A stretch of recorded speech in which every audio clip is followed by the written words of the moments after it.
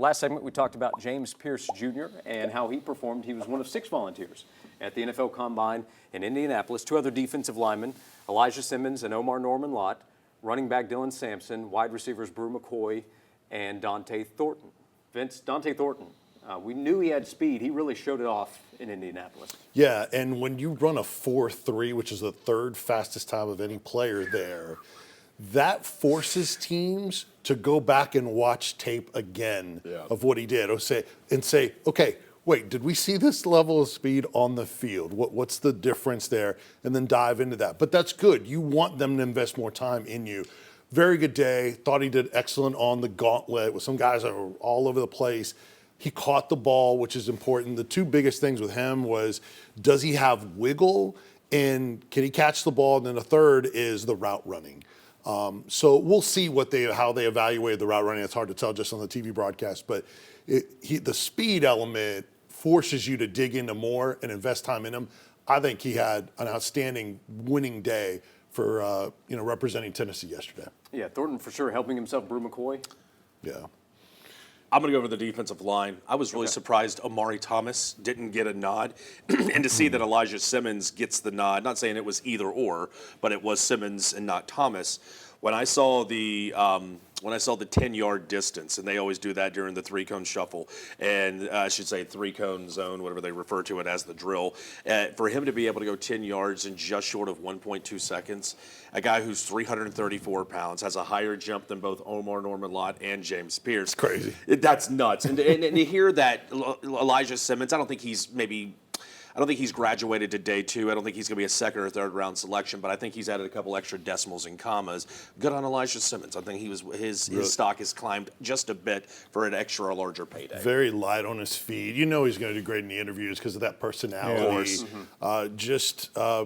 Really smooth for a big guy in his drills. Thought he had a great showing. Omar Norman-Lott didn't run the 40.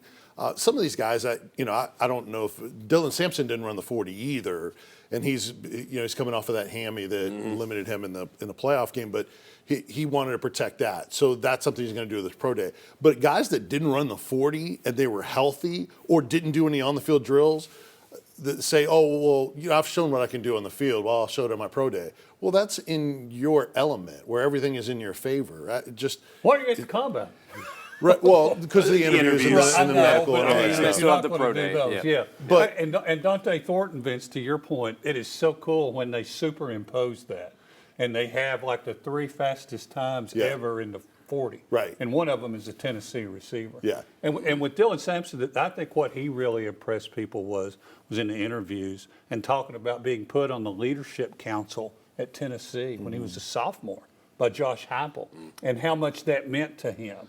I mean, and you talk about something to me that would really resonate. I've seen NFL and draft media have Sampson on their list of players that they're higher on than maybe where the rankings were a couple of months ago when this process began. Right. Yeah. Daniel Jeremiah said to Charles Davis, who's on the broadcast VFL, of course, he said, well, for a guy that's injured, he sure is moving around there pretty good. Yeah. He did the drills great, really smooth. You see that change of direction and then the straight line speed. It's just unfortunate he couldn't run it there because I think as a former track guy, he would have run a great time.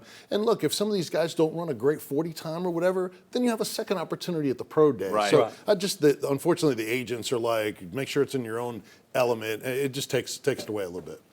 Brew McCoy, thoughts him to close out the segment, a veteran guy, older guy from the group, but well thought of, former 5-star prospect that was a leader for Tennessee as well. I personally believe that there was out of the 6, there was no VFL who needed to have a bigger camp. Like, sure, James Pierce was slipping, and you wanted to see him have a strong showing so he could climb back into the first round.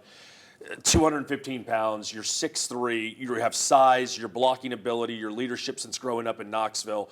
Could he take that? Look, to me, I look at him and Jawan Jennings, similar stats, similar build, and I thought to myself, man, if those leadership skills could just show, maybe Brew McCoy could sneak in somewhere.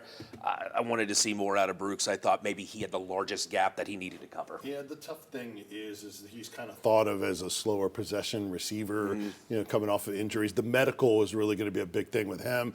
There were so many fast wide receivers at this draft.